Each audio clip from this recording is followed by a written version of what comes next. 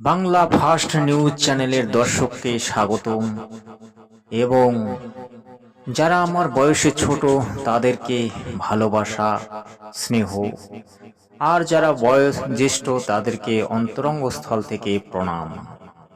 আজকের যে বিষয়টি অত্যন্ত গুরুত্বপূর্ণ হবে, প্রদীপ পাল এবং দীনকৃষ্ণ ঠাকুর প্রত্যেক মুহূর্তে একটা লড়াইয়ের মধ্য দিয়ে চলে।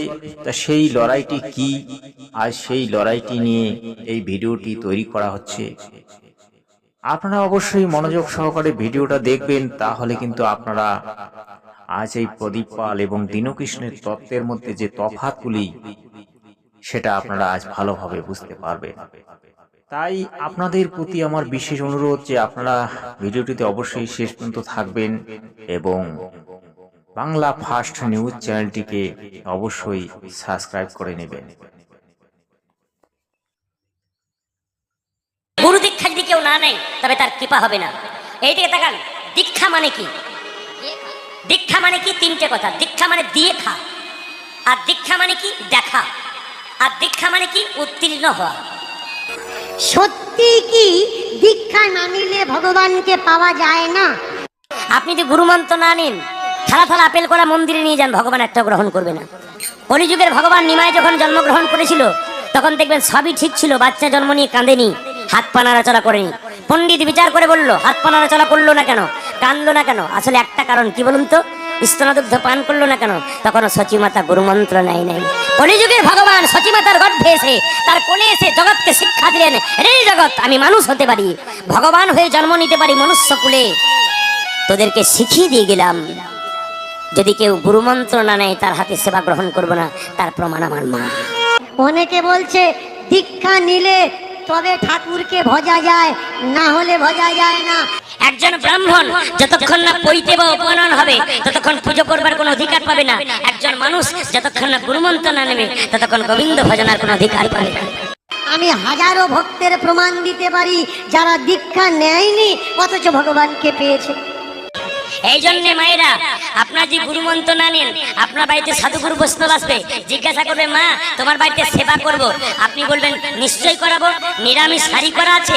বলে হ্যাঁ আছে। আচ্ছা সে হলো, তুমি দীক্ষা নিয়েছো? না। তবে তোমার হাতে জল খাবো। পালিয়ে যাবে, ওই জন্য দীক্ষা নেবেন। দীক্ষা না নিলে তার হাতের জল খাওয়া যাবে না। বেশিরভাগ মঠ মন্দিরে তো মিনারেল ওয়াটার ব্যবহার হয়, বোতলের জল হয় না।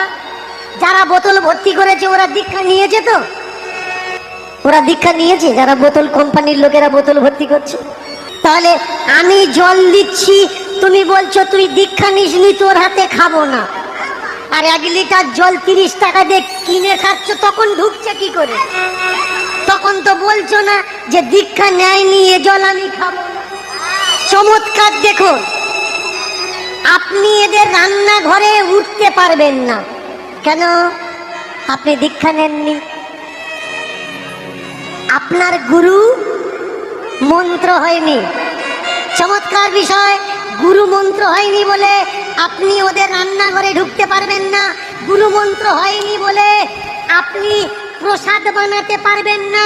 গুরু আপনারা এতক্ষণ ধরে শুনলেন দুই কীর্তনীয়ার মতামত, কিন্তু গৌরাঙ্গ মহাপ্রভু তার চৈতন্য চরিতামৃত, চৈতন্য ভাগবত, চৈতন্য পদাবলী, তিনি বিভিন্ন গ্রন্থে যেভাবে তার চরিত্রের বর্ণনা করেছেন, যেভাবে বৈষ্ণবের চরিত্রের বর্ণনার কথা বলেছেন, কিন্তু আজকের সমাজে সেটা দেখা যাচ্ছে না কেন?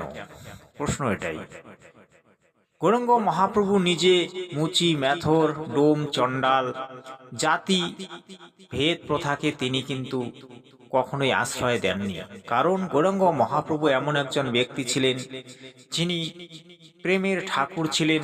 সকলকে তিনি প্রেমের জন্য আহ্বান করতেন, তিনি সকলকে আলিঙ্গন করতেন।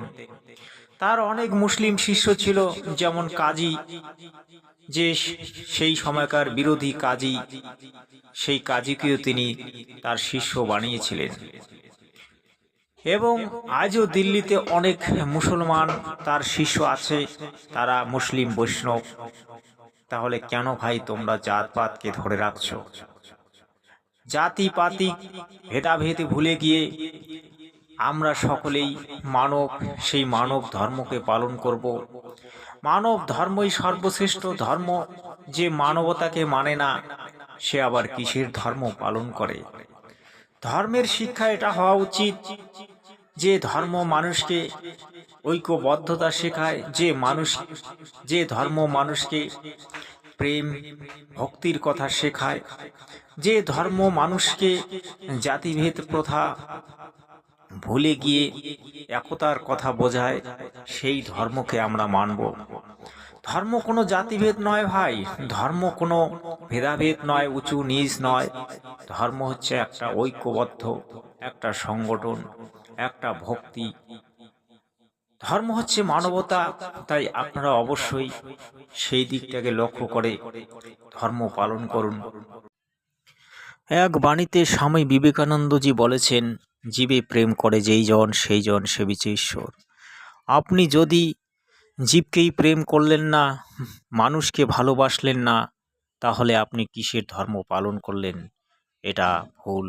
শিব পুরাণেও তা ভর্তি করছে। তাহলে আমি জল দিচ্ছি, তুমি বলছো তুই দীক্ষা নিসনি, তোর হাতে খাবো না, আর 1 লিটার জল 30 টাকা দিয়ে কিনে খাচ্ছ, তখন ঢুকছে কি করে? তখন তো বলছো না যে দীক্ষা নেয়নি, এ জল আমি খাবো না। চমৎকার দেখুন, আপনি এদের রান্নাঘরে উঠতে পারবেন না। কেন? আপনি দীক্ষা নেননি। আপনার গুরু মন্ত্র হয়নি। প্রদীপ পাল বলেছেন যে দীক্ষা না নিলে সাধুগুরু বৈষ্ণবরা তার সেবা গ্রহণ করবে না, হাতে জল নেবেন না। কিন্তু ভাই, আপনাকে ছোট করে একটা প্রশ্ন করতে চাই, কিসের বৈষ্ণব হয়েছেন আপনারা? কাকে বৈষ্ণব বলছেন? বৈষ্ণব ধারাটাকে আপনি বুঝেছেন? কখনো আপনি চৈতন্য চরিতামৃত গ্রন্থ পাঠ করেছেন? কখনো চৈতন্য ভাগবত পাঠ করেছেন? করেন নাই। আমি করেছি। তাহলে চৈতন্য ভাগবতে লেখা আছে যে গৌরাঙ্গ মহাপ্রভু নিজে সমস্ত জাতিপাত দূর করার জন্য আজীবন সংগ্রাম করেছিলেন। তিনি সকলকে প্রেম আলিঙ্গনে তিনি একতার ঐক্যবদ্ধতার কথা বলেছিলেন। তার কাছে সকলেই ছিল ভক্ত, সকলেই ছিল সমান। না তিনি হিন্দু, মুসলিম, খ্রিস্ট, জৈন মানতেন, না তিনি কখনো জাতিভেদ প্রথার কথা বলেছিলেন। তিনি মানবতাকে তিনি মান্যতা দিয়েছিলেন। তাহলে আপনারা কেন এই ধরনের প্রচার করছেন? আপনারা আসলে হিন্দু বিরোধী, আপনারা সনাতন বিরোধী। আপনারা তো ধর্মটাকে, সনাতনটাকে হিন্দু বানিয়ে দিয়েছেন। হিন্দু শব্দটার অর্থ কি সেটাই আপনারা জানেন না। হিন্দু কোনো ধর্ম নয়। হিন্দু একটা শব্দ যেটা সিন্ধু নদীর থেকে এসেছে। হিন্দুকে যদি আপনি পুরোপুরি বিশ্লেষণ করে যান, তাহলে দেখবেন হিন্দু একটা নিচ সম্প্রদায়, যেটাকে ঘৃণার চোখে দেখা হয়েছে, যেটাকে 500 বছর আগে যে মুসলিমরা এই দেশে রাজত্ব করেছিলেন, তারা কি বলেছিলেন সেটা আপনারা হয়তো অনেকে জানেন না। তারা বলেছিলেন কায়ের, তারা বলেছিলেন কায়ের হিন্দু। তাহলে কায়ের শব্দটা কি? কায়ের শব্দটা হচ্ছে যাদের মধ্যে কোনো দক্ষতা নেই, যাদের মধ্যে কোনো প্রেম ভালোবাসা নেই, যারা সর্বদাই ভয় পায়, তাদেরকে বলা হয় কায়ের। তাহলে আপনারা আজ সনাতনীকে কায়ের বানাচ্ছেন।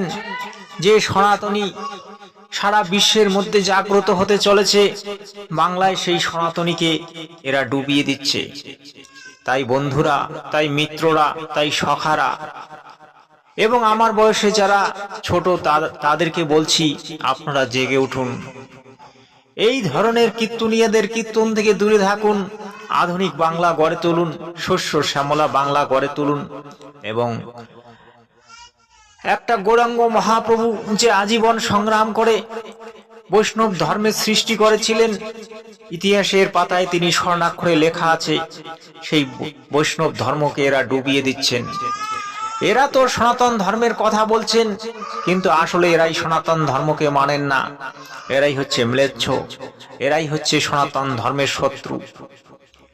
আজকে জগৎগুরু তত্ত্বদর্শী সন্ত রামপাল মহারাজ তিনি সনাতন ধর্মকে এগিয়ে নিয়ে চলেছেন, কিন্তু কিছু সংখ্যক মূর্খ গোস্বামী, কিছু সংখ্যক মূর্খ পণ্ডিত, কিছু সংখ্যক মূর্খ কীর্তনিয়ারা তার বিরুদ্ধে লড়ছেন। তিনি তো গ্রন্থের বাইরে কিছু কথা বলছেন না, তিনি গ্রন্থ থেকে বলছেন এবং হাজারো হাজারো প্রমাণ দিচ্ছেন, কিন্তু তারা সেটাকে মানবে না। তাই এই প্রদীপ পাল হচ্ছে কুসংস্কারের রাজা। এর থেকে একটু দূরে থাকবেন, ভালো থাকবেন, সুস্থ থাকবেন, নইলে সে ডুবে যাবে। আর সে আর খাড়া হওয়ার মতো তার কাছে শক্তি থাকবে না। কারণ যে শাস্ত্র বিরুদ্ধ সাধনা করবে তার শরীরে অসংখ্য রোগ এসে যাবে এবং সে রোগী হয়ে শেষ পর্যন্ত বিছানায় পড়ে যাবে। তাই খাড়া হওয়ার সম্ভাবনা খুব কম থাকবে। ভেবেচিন্তে কাজ করুন, প্রদীপ পাল থেকে দূরে থাকুন।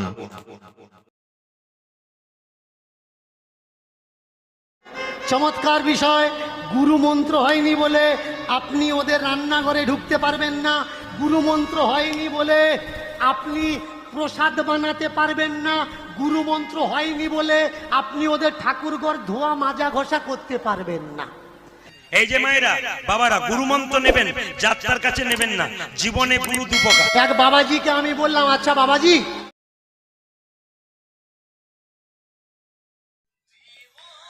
প্রদীপ পাল বাবু বললেন, গুরুমন্ত্র না নিলে তো কোনো কিছুই করা যায় না। কিন্তু গুরুমন্ত্র না নিয়েও অনেকে যে ভগবান লাভ করেছেন সেটা কি প্রদীপ পাল জানেন না? আসলে তিনি খবরই রাখেন না। গৌরাঙ্গ মহাপ্রভু নিজে বলেছিলেন, যে সত্য সততাকে পালন করে, যে স্বধর্মকে পালন করে, তিনি হচ্ছেন আসল বৈষ্ণব, তিনি হচ্ছেন এই জগতের শ্রেষ্ঠ বৈষ্ণব। আপনারা মহাভারত অনেকে পড়েছেন, অনেকে শুনেছেন, মহাভারতে যে হীরামুচি ছিল, সেই হীরামুচি কোন জাতের ছিল শব্দটা শুনে আপনারা বুঝলেন। সেই হীরামুচি ছিল তখনকার দিনের মহা বৈষ্ণব। তার উপরে এই জগতে বিশ্ব ব্রহ্মাণ্ডে কোনো বৈষ্ণব ছিল না। তিনি জাতিভেদ প্রথাকে মানতেন না, তিনি সকল মানুষকে শ্রদ্ধা এবং সম্মান করতেন। যে পঞ্চ পাণ্ডবরা যে মহাযজ্ঞ অনুষ্ঠান করেছিলেন, সেই মহাযজ্ঞ অনুষ্ঠান একমাত্র ওই হীরামুচিকে দিয়ে সম্পন্ন হয়েছিল। বাকি হাজারো হাজারো ব্রাহ্মণ, হাজারো হাজারো ঋষি মুনি দ্বারা সেটা সম্ভব হয়নি। তাই যারা উঁচু নিচু জাতিভেদ প্রথাকে আশ্রয় দেয়, যারা উঁচু নিচু জাতিভেদকে মানে, যারা মানুষকে ঘৃণার চোখে দেখে, যারা আজকের সমাজের হত্যাকর্তার রূপ ধারণ করেছে, কিন্তু বাস্তবে সে হত্যাকর্তা নয়, আসলে সে সমাজের একটা গদ্দার। সেই গদ্দারের রূপ থেকে আপনারা দূরে থাকুন।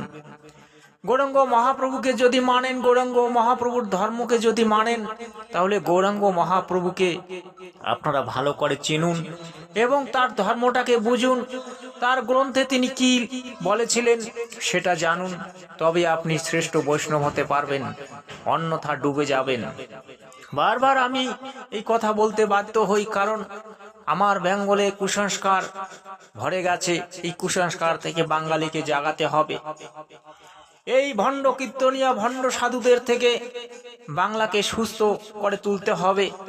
বাংলায় একটা শাস্ত্র অনুকূল সাধনা গড়ে তুলতে হবে। তাই বন্ধুরা, আপনারা এগিয়ে আসুন, আর আমরা সকলে মিলে বাংলায় একটা নতুন সমাজ গড়ে তুলি। যে ধর্মটার নাম হবে মানব ধর্ম, যেখানে হিন্দু, মুসলিম, খ্রিস্ট, জৈন কোনো ভেদাভেদ থাকবে না। সকলেই আমরা মানব ধর্মকে পালন করব এবং সকলেই বলবো, জীব আমাদের জাতি, মানব ধর্ম আমাদের। হিন্দু, মুসলিম, খ্রিস্ট, জৈন সকলেই আমরা এক। আমরা এই ধর্মকে পালন করি, নিজেকে ধন্য করি। আপনাদের কাছে যদি এই ভিডিওটা ভালো লাগে তাহলে চ্যানেলটিকে অবশ্যই সাবস্ক্রাইব করে নেবেন এবং বন্ধু বান্ধবদের মধ্যে শেয়ার করবেন। সৎ সাহেব।